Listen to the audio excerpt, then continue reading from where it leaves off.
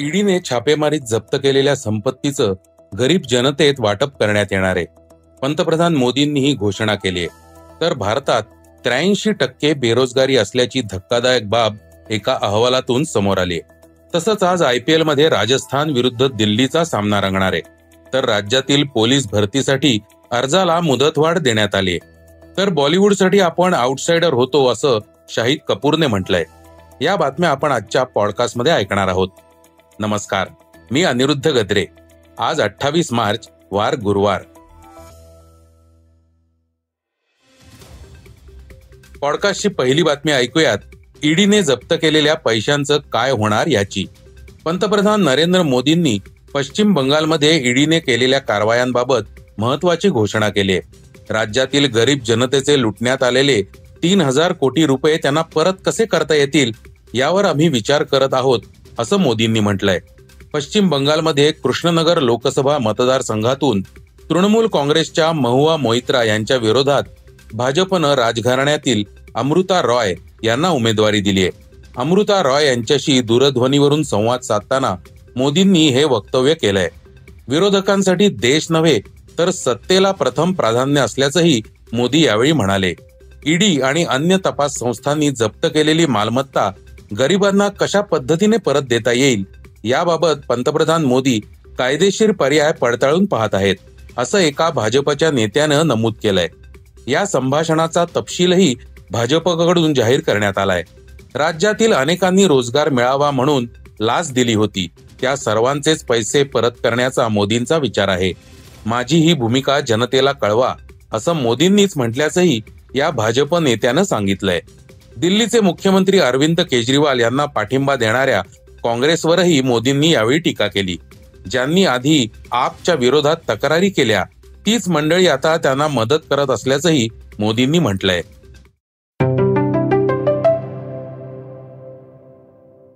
पॉडकास्टची दुसरी बातमी आहे भारतातील बेरोजगारीच्या धक्कादायक वास्तवाबाबतची. भारतात बेरोजगारीचा दर सातत्यानं वाढत चालला असून साधारणपणे 83% युवकांच्या हाताला काम नसल्याची धक्कादायक बाब उघड झाली आहे. आंतरराष्ट्रीय कामगार संघटना ILO आणि मनुष्यबळ विकास संस्था IHD यांनी संयुक्तरित्या भारतीय रोजगार अहवाल 2024 प्रसिद्ध केलाय. या अहवालात ही बाब मांडण्यात आली आहे. साधारणपणे सुशिक्षित तरुणांमधील बेरोजगारी वाढली असल्याचं यातून निदर्शनास आलंय. कोरोनामुळे कामगारांच्या बाजारपेठेची सारी रचनाच बदलून गेली. लॉकडाऊनचा फास सैल झाल्यानंतर परिस्थितीमध्ये काहीशी सुधारणा झाल्याचं निदर्शनास आलं. या संकटानंतर कामाचा दर्जा हा मोठ्या प्रमाणावर खालावल्याचं दिसून येत आहे. स्वयंरोजगार आणि जिथं कोणत्याही प्रकारचा मोबदलाच मिळत नाही अशी कौटुंबिक कामं मोठ्या प्रमाणावर वाढली आहेत. देशाच्या श्रम बाजारपेठेचा विचार केला तर येणाऱ्या काही दशकांमध्ये आणखी 70 ते 80 लाख तरुणांच्या हाताला रोजगार द्यावा लागणार आहे. यासाठी केंद्र सरकारला तातडीनं उपाययोजना कराव्या लागतील, असंही या अहवालात म्हटलं आहे.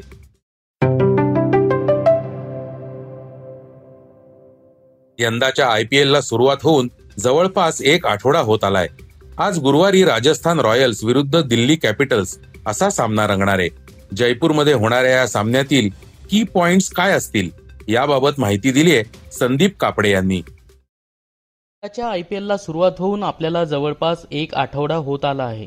या आठवड्याभरात आपल्याला मैदानात खेळाबरोबरच बरेच काही पाहायला मिळाले. आता गुरुवारी म्हणजेच 28 मार्चला राजस्थान रॉयल्स आणि दिल्ली कॅपिटल्स यांच्यातील सामना रंगणार आहे. हा सामना जयपूरच्या सवाई मानसिंग स्टेडियमवर होणार आहे. राजस्थानने आपल्या पहिल्या सामन्यात लखनौचा 20 धावांनी पराभव केला होता, तर दिल्लीला पंजाबकडून पराभव स्वीकारावा लागला होता. या सामन्यात आपली विजय लय कायम ठेवण्यासाठी राजस्थान कोणतीही कसर सोडणार नाही. यासाठी राजस्थानकडे यशस्वी जयस्वाल, बटलर आणि संजू सॅमसनच्या रूपाने तगडे फलंदाज आहेत, तर गोलंदाजीची धुरा ट्रेंट बोल्ट, संदीप शर्मा आणि चहल सांभाळतील. दुसरीकडे दिल्लीसाठी हा हंगाम खास आहे, कारण त्यांचा नियमित कर्णधार ऋषभ पंत दुखापतीतून सावरत संघात परतला आहे. दिल्लीकडे फलंदाजीमध्ये David Warner, Prithvi Shaw, Mitchell Marsh, Shai Hope यांच्यावर भिस्त असणार आहे, तर गोलंदाजीत ऑर्निच नॉर्जे, अक्षर पटेल, खलील अहमद आणि ईशांत शर्मा यांना आपला अनुभव पणाला लावावा लागणार आहे.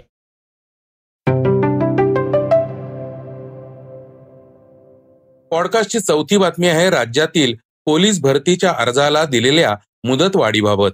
सुरुवातीला पोलीस भरतीची जाहिरात निघाली तेव्हा यात अर्ज करण्याची शेवटची तारीख 31 मार्च होती. पण मराठा उमेदवारांना नुकत्याच झालेल्या कायद्यानुसार SEBCचं प्रमाणपत्र मिळवण्यात तांत्रिक अडचणी येत असल्याने अर्ज भरण्यासाठी 15 दिवसांची मुदतवाढ देण्यात आली आहे. त्यामुळे पोलीस भरतीसाठी इच्छुक असलेल्या उमेदवारांना 15 एप्रिल पर्यंत अर्ज भरता येणार आहे.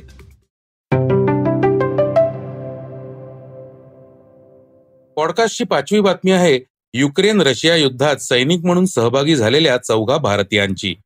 युक्रेन रशिया युद्धामध्ये रशियाच्या सैन्यातून लढणाऱ्या 4 भारतीयांपैकी 2 जण लवकरच मायदेशात परतणार आहेत. परराष्ट्र राज्यमंत्री व्ही मुरलीधरन यांनी ही माहिती दिली. रशियामधील भारतीय दूतावासाकडून या दोघांना भारतात पाठवण्यासाठीची प्रक्रिया सुरू आहे. यानंतर उर्वरित दोघेही लवकरच देशात परतणार आहेत. केरळमधील 4 तरुणांना नोकरीच्या आमिषाने रशियन सैन्यात भरती करण्यात आल्याचा दावा त्यांच्या कुटुंबियांनी केला आहे.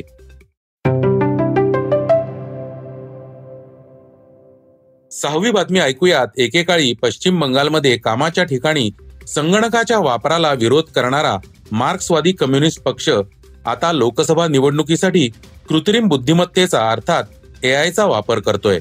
आधुनिक तंत्रज्ञान लवकर स्वीकारण्यास तयार नसणाऱ्या माकपमध्ये हा टोकाचा बदल झालाय. माकप नेते सामिक लाहिरी यांनी PTIशी बोलताना याबाबत माहिती दिली आहे. प्रचारासाठी या पक्षाने AIवर आधारित समता या पात्राची निर्मिती केली आहे.